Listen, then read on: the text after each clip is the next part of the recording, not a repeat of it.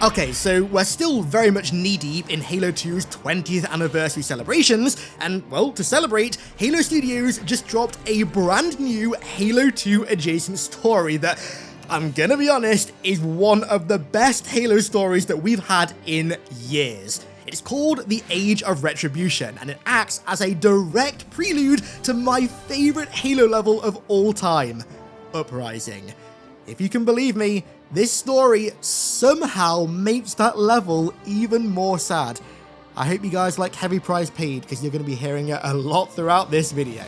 Not only that, but it also makes you look at a ton of stuff in Halo 2 just totally differently. It adds new meaning to so many encounters, sub-characters, weapons, and so much more. I genuinely love this story so much. It feels like straight up like an OG Bungie bit of content, and like it was written specifically for Halo 2's campaign.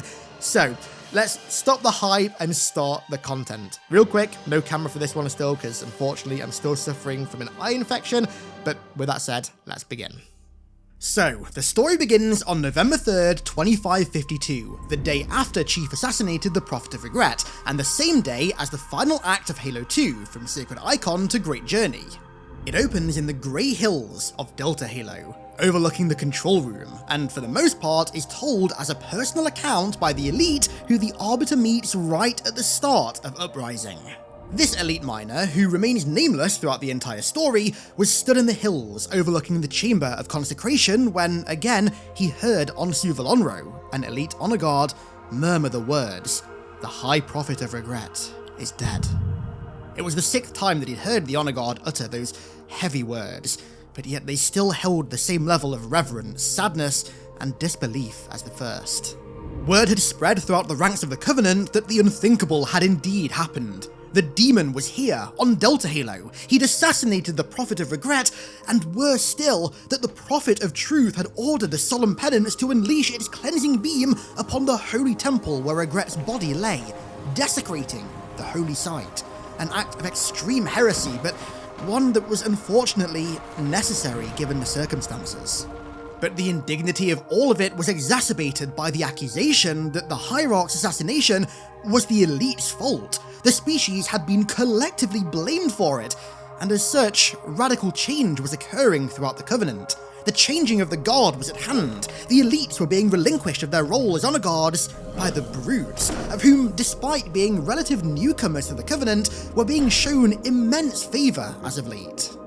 Surrounding the miner and the honor guard Valonro were a further 12 elites, 11 of lower chosen ranks, and one high councillor by the name of Ras Yajadai, draped in the white armour and ornate headdress of the councillors. The group had stopped in the hills overlooking the chamber to take a moment of restitution, and Yajadai had ordered the miner to keep an eye on the honor guard as he was still visibly racked by grief. During this trying time, the High Councillor had told them to take the Psalm of Sorrow into their hearts, and the group spoke it together in quiet prayer to ease their grief. Those who went before are gone. Those who left us wisdom, they have found a better place, and their light shines on. This wretched life is our prison, as dark and cold as endless space, but their blessed light beckons, and so too does departed grace. Eventually, Onsu Valonro broke the post-prayer contemplative silence. "We who walk the path honour you, High Prophet, luminous beacon of the faithful. We remember your words, your wisdom, and your courage. May your name be spoken with reverence by the holy lords in the heavens and echo in the spaces below, through the hall of eternity." The councillor gave the miner a nod of approval. His job was done. He then states that in the wake of Regret's passing, there must be a vote to appoint a new hierarch in his place, because the Great Journey simply cannot begin without a complete triumvirate. Whether he and his fellow councillors would be recalled to High Charity, or if said vote would take place on the Holy Ring, he was not sure. Valonro, his mind now sharpened, spoke up, saying it is of grave importance that Regret's successor be an ally to the elites. And then, in a more calm manner, Yajadai continued the honor guard's point, stating that Truth is a known reformist, hence why he's shifting the power to the brutes, and that Mercy was always the mediator between he and Regret, who's frankly far more concerned with spiritual matters than political. and so, with the changing of the guard, the elite's long-held position in the Covenant is now at risk. How divided it seemed the Covenant were came as a serious shock to the miner, who had been educated to believe that the Covenant were simply a unified entity, stewarded by the prophets, that their will guided the elites who were to serve as their protectors forevermore, as was sanctified of course by the Writ of Union, the founding document of their religion, but clearly that was no longer the case. He felt rather uneasy at the notion that there was dissonance or even malcontent between the hierarchs. Being a newcomer to the Covenant military who was yet to see any extensive combat training, it was clear that he still had much to learn about those who he served. As the miner pondered what the other lower-ranking elites in his group may have been thinking, the High Councilor stirred as he received an incoming transmission, and as he snapped to attention, a hologram of a prophet appeared on his wrist armor's interface. The Prophet of Exquisite Devotion. So, okay, a little bit of backstory here for those who may have not read Broken Circle. So, the Prophet of Exquisite Devotion was actually one of Truth's closest personal confidants, and was one of the main conspirators behind the changing of the guard, and also, by extension, the Great Schism. Then, after the Civil War broke out, which actually is right around this time in the story, he brutally tortured and murdered an elite while trying to get information out of him regarding the whereabouts of the Arbiter. So, this prophet is, to put it lightly, a very nasty piece of work, and given what's about to happen, you can kind of think of him as Prophet Palpatine, so to speak. Anyway, back in the hills, Exquisite Devotion's hologram begins to speak. Blessed is this day for all of our Covenant as we stand on the precipice of the great journey's summation. Alas, the passing of the High Prophet of Regret necessitates the appointment of a new hierarch, and so all Sangheili councillors are called upon to gather at the Chamber of Consecration. Ride now with all due haste, lest you tarry in the final hour and find yourselves left behind. And immediately as the transmission ended, the elite set off for the chamber, led by Yajidai, and filled with a strange sense of almost jubilation that they were alive at such a time to realise what their forefathers had all bled for. They walked up the winding path to the gigantic ancient door, but as it parted, they were met with a most unwelcome sight. A brute, towering over 8 feet tall, blocked their path, standing with a light grey beard hanging below a smirk framed by razor-sharp tusks. Adorned with crimson armour accented with ivory, and eyes that looked as though they should be blind, except instead of the usual milky white, they were a stark red. In one of his hands, he wielded a brute shot, which the elites refer to as a death lobber, its curved bayonet stained with a dark blood. But this brute isn't just anyone. This brute goes by the name of Avitus, or Thrall Slayer, which might sound familiar. This is the rather mysterious brute chieftain from Halo Wars. Nowadays, this guy's still alive and kicking, actually serving in the Banished, but this is the first bit of post-Halo Wars Covenant War lore that we've ever had for him, and I've gotta say, him technically being present in Halo 2 is insanely cool. Anyway, Thrall Slayer wasn't alone. Behind him stood an entourage of brutes, 2 clad in plundered honor guard pleats, with the rest wearing basic helmets, shoulders, a bandolier harness, and primitive leg wrappings over their fur. Sensing confrontation, Yajidai immediately asked what the meaning of this strange meeting was, standing in front of the rest of the elite to take command. But as he did, the chieftain visibly sniffed the air, his scrutinous eyes scanning each elite, almost as if he were assessing distant prey, before responding, "We are here to escort you, Councilor." Yajidai responded quickly with a clipped tone, telling the Thrall Slayer that it would not be necessary. As he addressed the brute by title, Thrall Slayer's sadistic fanged smile grew, before turning to Volonro and appraising his honor guard armor. He said that the elite was wearing armor that no longer belonged to him, before gesturing to his cohort, sneering, and saying that they cannot depart without honoring the will of the prophets in this matter. Volonro expectedly replied sharply, declaring his name and rank as honor guard to the Prophet of Regret and the Secret Fleet of Consecration. He then spat on the ground and declared, "Any Yirahul who would seek to claim this armor will have to take it." Tension filled the silent air, both brutes and elites waiting for the next move of their leaders. The miner had not anticipated the possibility of fighting his own allies. He assumed his only enemy on the ring would be humans, but As he gazed over at the brutes, he saw nothing but hunger and violence in their eyes. But before any leader could make a move, a voice rang out from the column of elites. His blade! Look at his blade! As the blood on the Thrallslayer's brute shot caught the light of the sun, its colour was revealed. Not the crimson blood of humans, but rather the violet blood of the elites. Before any of them could act, the brutes unleashed their brute shots on the elites, and some incredibly violent deaths ensue, giving us a rather terrifying, unparalleled insight into the reality of the brute shot as a weapon. 2 of the elites are impacted, their shields immediately broken and their abdomens burst apart from the explosives. Their blood sprayed across the ground, and a combination of shrapnel and his brother's bone fragments even caused the miner's shields to flare up. The 2 victims were sent flying back by the blast, but they were long dead before their mangled corpses even touched the ground. The miner reached for his plasma rifle, but he was already retreating with 4 others of his rank, none of whom were even seasoned warriors. One was a scribe who, after offending his minister, had been forced to serve in the military for a year. Another was renowned for his ability to interpret and translate the language of the engineers. Strength flows through many rivers. It was not shameful nor dishonourable for their strength to be intellect over combat prowess, but in the face of such violence, it meant they stood little chance of prevailing. The battlefield coordination of the brutes was also quite unlike anything the lower-ranking elites had been led to believe. 3 of them stayed back to provide covering fire with their brute shots, whilst the others surged forward in a berserk rage on all 4s, causing the miner to finally open fire. Despite the plasma from his rifle burning the brutes, making them howl in pain, they showed no signs of stopping.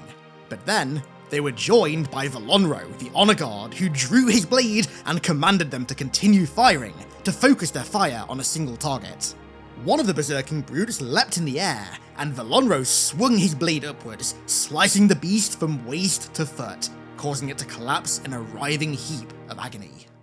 As they fell back to the central area where they'd made their camp, the miner saw High Councilor Yajidai locked in a fierce battle with the Thrallslayer himself. The Councilor had already sliced the chieftain's brute shot in half with his energy sword, but as he recovered from such a swing, the brute smacked him in the face, knocking his ornate headdress askew as he fell to the ground and dropped his sword. In a triumphant roar, the Thrallslayer declared to his pack that he'd secured the Councilor, clearly the only elite they'd come for, and ordered them to slaughter the rest and then regroup at the Bastion. The last the miner saw of his High Councilor was the brute dragging him away out of sight, leaving just 9 elites left standing. Volonro, now their de facto leader, began to declare an order to his warrior, but he was cut off halfway through. The brute that he thought he'd slain had used its remaining strength to leap onto the honor guard's back, pulling him backwards. The elites aimed their weapons, but dared not fire. The writhing and the wrestling was too erratic, any shot could have risked killing the elite. Instead, they watched in terror as the brute dragged Volonro to the cliffside. He tried to dig his armoured boots into the ground to stop it, but it was clear the brute's grave injuries had given it a final burst of immense strength. Despite its lower body literally soaking in its own blood, the beast reached the cliffside and ultimately cast itself and the honor guard onto Volonro over the edge, plummeting hundreds of feet to a certain doom. The now 8 remaining survivors had no time to react nor mourn. Their entire being was focused on mere survival. As the miner knelt down behind cover, he felt something that he had not noticed. The hilt of Volonro's energy sword. A very timely find given the 2 brutes who were currently charging his position who had just reversed their brute shots to approach bayonet first.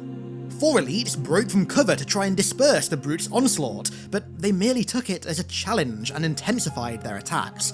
All the miner heard were several screams as their explosive shells found their mark. Plasma rifle in one hand, ignited sword in the other, the miner began to retreat step by step to draw the bayonet-charging brutes away from his allies.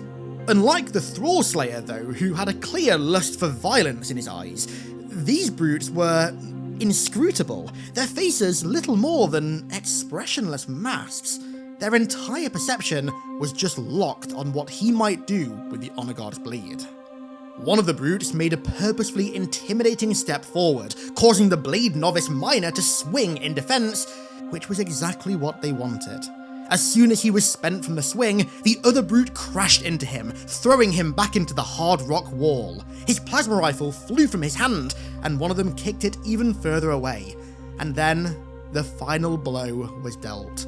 Pain shot through the miner's body as one of the brutes pierced his flesh with the brute shot's bayonet, cutting straight through the elite's ribs. As the blade was ripped from his flesh, violet blood poured out over his hands, and he was writhing in agony. With their work done, the brutes, their weapons now stained in the miner's blood, simply turned around and walked away. They didn't even bother to offer the elite, once their brother, a warrior's end, and he could do nothing to stop them. As the world swam, he merely tracked their departure. He felt death approaching, and as he did, his attention drifted from the sounds of combat to the view that lay before him. The great band of the Sacred Ring, the vast continent scattered amongst ocean, rays of heavenly light piercing the clouds, obscuring the view of High Charity. If this were to be his fate, to die from such a disgraceful betrayal like this, then let it be in the realm of gods. Let this verdant paradise be his tomb. As darkness encroached on his vision, the miner began to notice something. A sphere of brilliant golden light suddenly burst in front of his eyes, and a moment after, a figure was cast out of it. An elite in silver armor, the Arbiter. He watched as the disgraced warrior gathered himself, picked up his discarded plasma rifle, and approached him, upon which the miner said, "Brutes have betrayed us, the Councilors." As he failed to get out his final sentence, the Arbiter placed his hand upon him and took up the hilt of Onsu Valonru's Honor Guard energy sword from his grasp. The blade flashed to life, blazing with a renewed and vengeful purpose. The miner watched the Arbiter depart, and his final thoughts were of the Psalm of Repose and the softness of his uncle's voice as his dwindling consciousness remembered how he sang its holy words by the shores of the Certain Sea.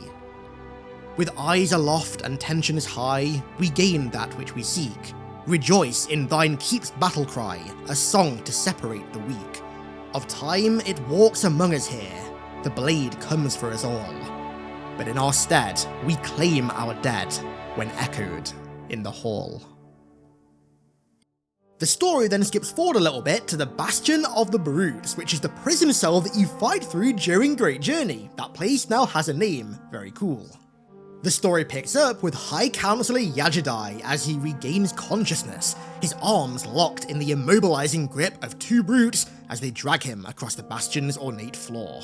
Amidst the chaos and confusion, Yajidai took in the situational enormity of everything that was transpiring.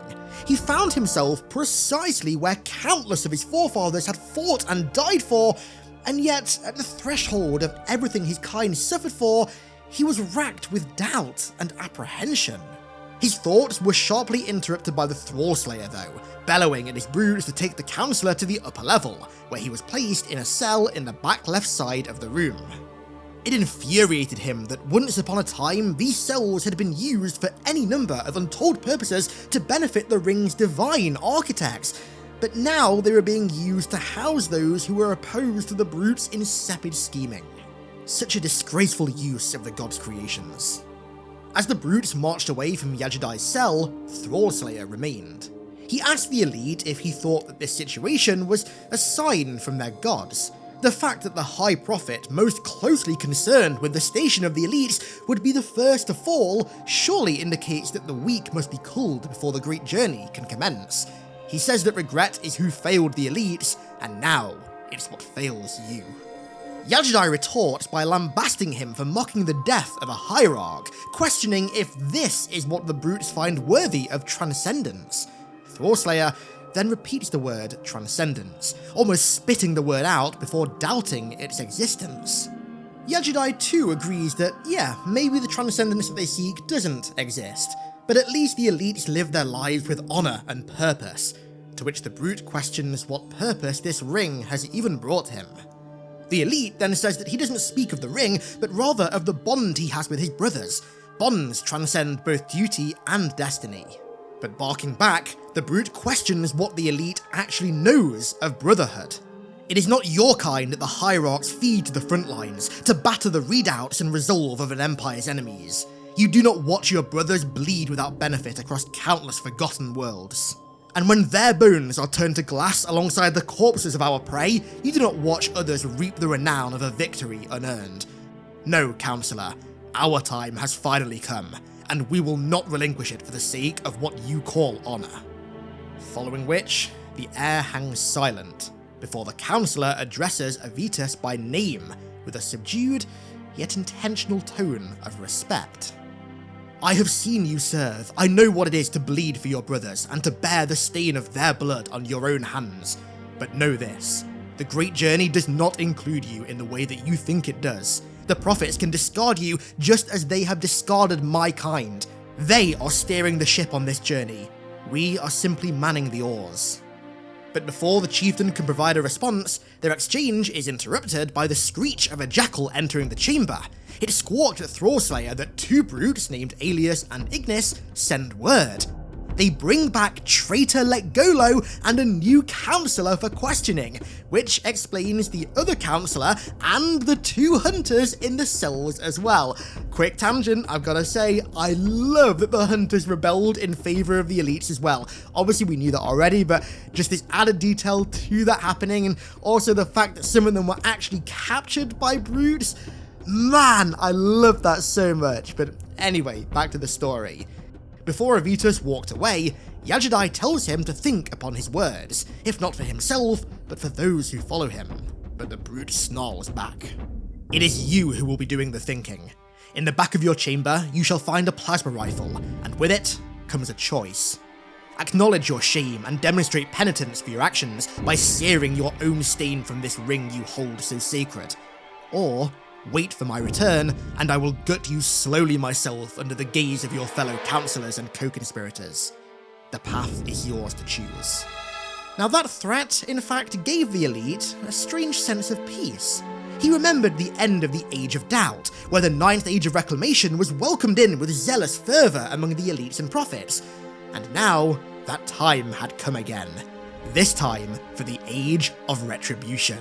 Not ushered in with cheer and unity of purpose, but rather with the sharpened silence of blades in the dark. My path is already set, Avitus, Yajidai spoke. It is you who has yet to choose.